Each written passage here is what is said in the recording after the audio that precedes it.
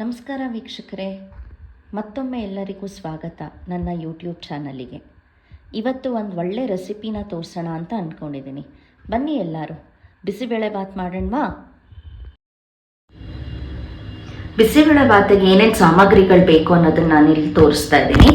Beans ತೊಗೊಂಡಿದ್ದೀನಿ 200 ಗ್ರಾಮ್ನಷ್ಟು, carrot ತೊಗೊಂಡಿದ್ದೀನಿ ಒಂದು 4 ಕಟ್ ಮಾಡಿ ಇಟ್ಕೊಂಡಿದ್ದೀನಿ, ಹಾಗೆ 2 ಗೆಡ್ಡೆಕೋಸು ತೊಗೊಂಡಿದ್ದೀನಿ, 3 ಟೊಮ್ಯಾಟೊ ತೊಗೊಂಡು ಕಟ್ ಮಾಡಿ ಇಟ್ಕೊಂಡಿದ್ದೀನಿ, 1 ಕ್ಯಾಪ್ಸಿಕಮ್, ಹಸಿ ಬಟಾಣಿ, ಸ್ವಲ್ಪ ಕೊತ್ತಂಬರಿ ಸೊಪ್ಪು, ಹಾಗೆ ಇಲ್ಲಿ 1 ಪಾವ್ ಅಕ್ಕಿಗೆ ಅರ್ಧ ಕಪ್ನಷ್ಟು ನಾನು ಬೇಳೆ ತೊಗೊಂಡಿದ್ದೀನಿ. ಸೊ 1:1/2 ಅನ್ನೋ ರೇಷಿಯೋನಲ್ಲಿ ತೊಗೊಳ್ಳಿ.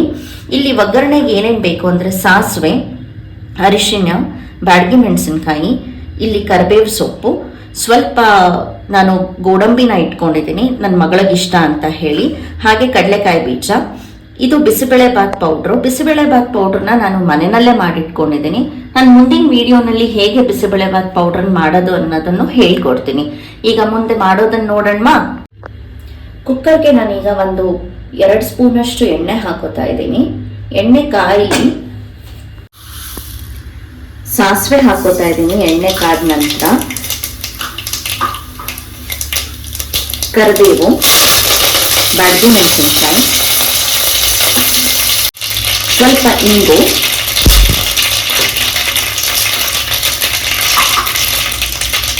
ಸ್ವಲ್ಪ ಅರಿಶಿನ, ಬಟಾಣಿ, ಇವೆಲ್ಲ ತರಕಾರಿಗಳನ್ನ ನಾನು ಏನು ಕಟ್ ಮಾಡಿ ಇಟ್ಕೊಂಡಿದ್ದೀನಿ ಒಂದೊಂದೇ ತರಕಾರಿನ ಹಾಕ್ತಾ ಬರ್ತಾ ಇದ್ದೀನಿ.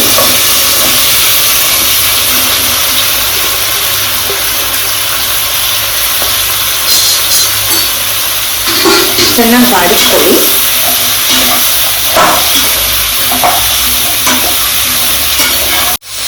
ಈ ತರಕಾರಿ ಎಲ್ಲ ಸ್ವಲ್ಪ ಹೀಗೆ ಅರ್ಶನದಲ್ಲಿ ಬಾಡಿಸ್ಕೊಂಡಾದ್ಮೇಲೆ ನಾನು ಟೊಮೆಟೊನ ಹಾಕ್ತಾ ಇದ್ದೀನಿ. ಟೊಮೆಟೊನೂ ಹಾಕಿ ಚೆನ್ನಾಗಿ ಬಾಡಿಸ್ಕೊಳ್ಳಿ. ಹೀಗೆ ಚೆನ್ನಾಗಿ ಬಾಡಿಸ್ಕೊಳ್ಳಿ. ಟೊಮೆಟೊನು ಅದರದ್ದು ರಸ ಬಿಡುತ್ತೆ.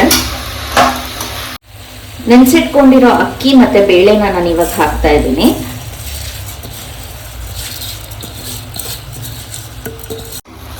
ಮಿಕ್ಸ್ ಮಾಡ್ಕೋಬೇಕಾಗತ್ತೆ. ಇದನ್ನ ಹೀಗೆ ಮಿಕ್ಸ್ ಮಾಡಿಕೊಂಡು ಚೆನ್ನಾಗಿ ಅದು ತರಕಾರಿ ಜೊತೆಗೆ ಹೊಂದ್ಕೋಬೇಕಾಗತ್ತೆ.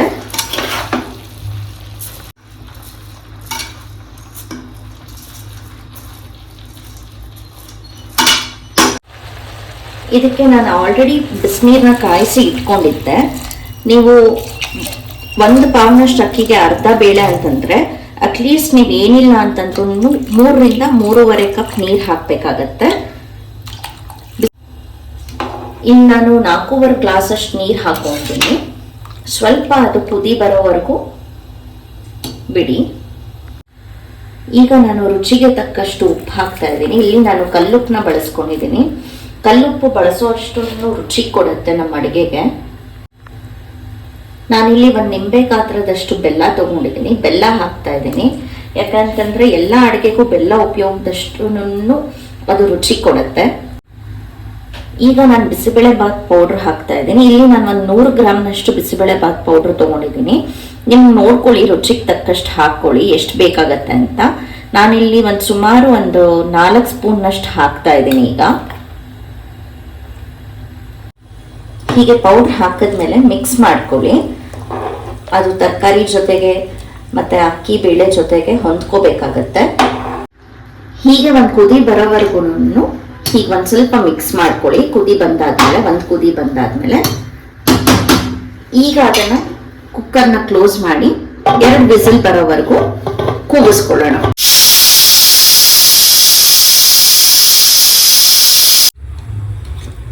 ಈಗ ನಾನು ಒಂದು 2 ರಿಂದ 2.5 ಸ್ಪೂನ್ ಅಷ್ಟು ತುಪ್ಪ ಹಾಕೋತಾ ಇದ್ದೀನಿ.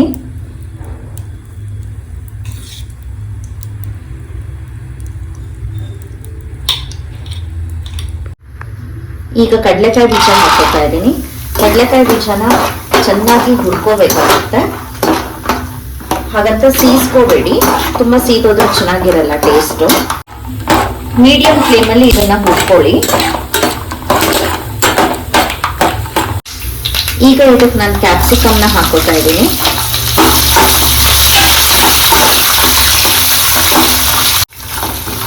ಕ್ಯಾಪ್ಸಿಕಮ್ನ ನಾನು ಕೊನೆಯದಾಗಿ ಏನಕ್ಕೆ ಹಾಕ್ತಾ ಇದ್ದೀನಿ ಅಂತಂದ್ರೆ ಇದು ಕ್ರಂಚಿಯಾಗಿ ಒಂಥರ ಬಾಯಿಗೆ ಚೆನ್ನಾಗಿ ಟೇಸ್ಟಿಯಾಗಿ ಸಿಗತ್ತೆ, ಅದರಿಂದಾಗಿ ಕೊನೆಯದಾಗಿ ಹಾಕ್ತಾ ಇದ್ದೀನಿ. ಈಗ ನಾನು ಗೋಡಂಬಿ ಹಾಕ್ತಾ ಇದ್ದೀನಿ. ಗೋಡಂಬಿನ ಕೊನೆಯದಾಗಿ ಯಾಕೆ ಹಾಕೊಂಡೆ ಅಂತಂದ್ರೆ ತೀರಾ ಸೀದೋಗ್ಬಾರ್ದು, ಲೈಟ್ ಬ್ರೌನ್ ಆದ್ರೆ ಸಾಕು, ಅದರಿಂದಾಗಿ ಕೊನೆಯದಾಗಿ ಹಾಕೊಂಡಿದ್ದೀನಿ. ಎಲ್ಲಾನು ಲೈಟ್ ಬ್ರೌನ್ ಆಗಿದೆ ನೋಡಿ. ಈಗ ಇದನ್ನ ಆಫ್ ಮಾಡ್ತಾ ಇದ್ದೀನಿ. ನಾನು ಬಿಸಿಬೇಳೆ ಭಾತ್ನ ದೊಡ್ಡ ಬಾಣಲೆಗೆ ಟ್ರಾನ್ಸ್ಫರ್ ಮಾಡ್ಕೊಂಡಿದ್ದೀನಿ. ಈಗ ಈ ಒಗ್ಗರಣೆ ಏನ್ ಮಾಡ್ಕೊಂಡೆ ಕೊನೆಯದಾಗಿ ಅದನ್ನ ಬಗ್ಗಿಸ್ತಾ ಇದ್ದೀನಿ.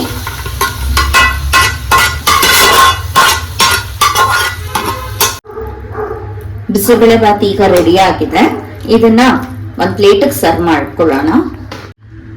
ಈಗ ಬಿಸಿಬೇಳೆ ಭಾತ್ ರೆಡಿ ಆಗಿದೆ.